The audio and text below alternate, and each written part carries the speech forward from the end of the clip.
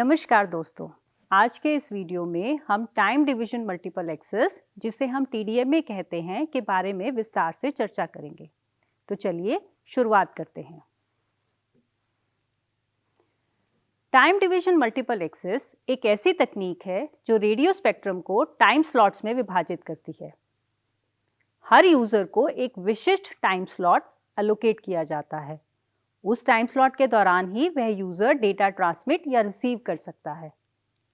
आप चित्र में देख सकते हैं कि हर यूजर को एक टाइम स्लॉट उपयोग के लिए मिला है और यूजर 1 को टाइम स्लॉट 1, यूजर 2 को टाइम स्लॉट 2 और इसी तरह यूजर n को टाइम स्लॉट n। यह टाइम स्लॉट चक्रीय या साइक्लिकली दोहराए या रिपीट किए जाते हैं। TDMA के फ्रेम की संरचना की बात करें तो TDMA में ट्रांसमिशन एक फ्रेम में होता है। टाइम स्लॉट्स के समूह को फ्रेम कहते हैं और फ्रेम की अवधि यानी फ्रेम ड्यूरेशन और प्रत्येक स्लॉट की अवधि यानी स्लॉट ड्यूरेशन सिस्टम के अनुसार निर्धारित की जाती है। एक फ्रेम में हिस्से होते हैं और आप स्क्रीन पर फ्रेम के हिस्से देख सकते हैं जिन्हें हाईलाइट किया गया है। पहला हिस्सा है प्रीएम्बल। यह फ्रेम की शुरुआत में होता है और सिंक्रोनाइजेशन डेटा प्रदान करता है। दूसरा हिस्सा है इंफॉर्मेशन मैसेज। इसे मुख्य डेटा भी कह सकते हैं जिसे यूजर ट्रांसमिट करना चाहता है। और तीसरा हिस्सा है टेल बिट्स। ये बिट्स फ्रेम के अंत में स्थित होते हैं और डेटा समापन का संकेत देते हैं। अब बात करते हैं TDMA की विशेषताओं की। TDMA की विशेषताएं इस प्रकार हैं। एक चैनल को कई यूजर्स के बीच नॉन ओवरलैपिंग या गैर ओवरलैपिंग टाइम स्लॉट्स में विभाजित किया जाता है।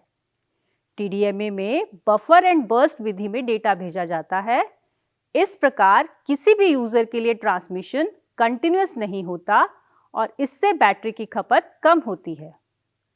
TDMA ट्रांसमिशन और रिसेप्शन के लिए अलग अलग टाइम स्लॉट का उपयोग करता है और हाई ट्रांसमिशन रेट या उच्च ट्रांसमिशन दर के कारण TDMA सिस्टम में एडॉप्टिव इक्वलाइजेशन की आवश्यकता होती है।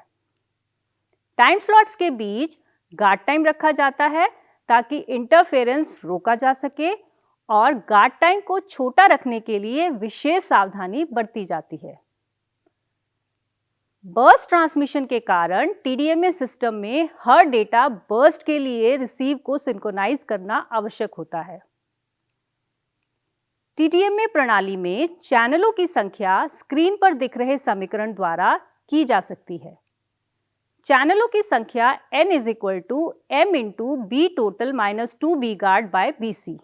यहाँ m है प्रत्येक रेडियो चैनल पर समर्थित TDMA यूजर्स की अधिकतम संख्या, BT है कुल स्पेक्ट्रम, BC है चैनल बैंडविड्थ और BD है गार्ड बैंड, जिसका उपयोग दो चैनलों के बीच हस्तक्षेप को रोकने के लिए किया जाता है।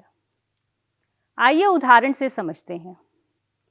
GSM एक TDMA FDD सिस्टम है जिसमें फॉरवर्ड लिंक के लिए 25 मेगाहर्ट्ज का बैंडविड्थ उपयोग होता है। इसे 200 किलोहर्ट्ज के रेडियो चैनल में विभाजित किया गया है और अगर एक रेडियो चैनल पर 8 स्पीच चैनल सपोर्ट किए गए हैं और गार्ड बैंड की उपेक्षा की जाती है यानी गार्ड बैंड को इग्नोर किया गया, तो हम यह पता लगाएंगे कि कितने यूजर्स एक साथ जुड़ सकते हैं। आइए समाधान में देखते हैं कि कुल बैंडविड्थ BT है 25 मेगाहर्ट्ज या 25,000 किलोहर्ट्ज, चैनल बैंडविड्थ है 200 किलोहर्ट्ज, m की वैल्यू है 8, तो चैनलों की संख्या n होगी m × b total - 2b guard by bc = 1000, यानी 1000 यूजर्स एक साथ जोड़े जा सकते हैं या 1000 यूजर एक साथ चैनल यूज कर सकते हैं। आइए एक और उदाहरण से यही TDMA के फ्रेम की अवधि और टाइम स्लॉट की अवधि के समीकरण को समझते हैं। दूसरा उदाहरण फ्रेम और स्लॉट की गणना का है। यदि GSM एक फ्रेम संरचना का उपयोग करता है जहां प्रत्येक फ्रेम में S टाइम स्लॉट होते हैं और प्रत्येक टाइम स्लॉट में 156.25 बिट्स होते हैं और चैनल में 270.833 kbps पर डेटा प्रसारित होता है, तो एक बिट की समय अवधि, एक स्लॉट की समय अवधि, एक फ्रेम की समय अवधि कितनी होगी, यह पता लगाने के लिए हमें इसका समाधान देखना पड़ेगा। तो न्यूमेरिकल में या उदाहरण में दिया गया है कि प्रति फ्रेम स्लॉट की संख्या S बराबर है 8, प्रत्येक स्लॉट में बिट्स की संख्या है 156.25, चैनल का डाटा ट्रांसमिशन दर है 270.833 kbps।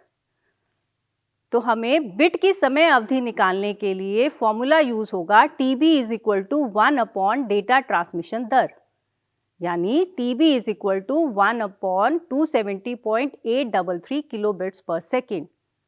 इससे वैल्यू आएगी TB is equal to 3.692 microsecond. अतः प्रत्येक बिट की समय अवधि है 3.692 माइक्रोसेकेंड। अब स्लॉट की समय अवधि निकालते हैं। T स्लॉट यानी स्लॉट की समय अवधि इक्वल टू स्लॉट में बिट्स की संख्या इंटू TB, यानी T slot is equal to 156.25 into 3.692 microsecond, जिसकी वैल्यू आएगी 0.577 मिलीसेकेंड। अतः प्रत्येक स्लॉट की समय अवधि है 0.577 मिलीसेकेंड। अब फ्रेम की समय अवधि निकालते हैं। एक फ्रेम में 8 स्लॉट होते हैं, तो T फ्रेम यानी कि फ्रेम की अवधि होगी S इंटू T स्लॉट, यानी कितने स्लॉट एक फ्रेम में हैं, जो कि हैं 8, तो T फ्रेम होगा 8 इंटू 0.577 मिलीसेकेंड और इसकी वैल्यू आएगी 4.615 मिलीसेकेंड। अतः एक फ्रेम की समय अवधि 4.615 मिलीसेकेंड है। तो आज हमने टाइम डिवीजन मल्टीप्लेक्सेस यानी TDMA के सभी महत्वपूर्ण पहलुओं को कवर किया। हमने जाना कि TDMA कैसे काम करता है, इसके फ्रेम और स्लॉट्स की संरचना को समझा और उदाहरणों के माध्यम से इसकी गणनाओं को देखा। अगले वीडियो में हम FDMA और TDMA में अंतर पर चर्चा करेंगे। मिलते हैं अगले वीडियो में। धन्यवाद।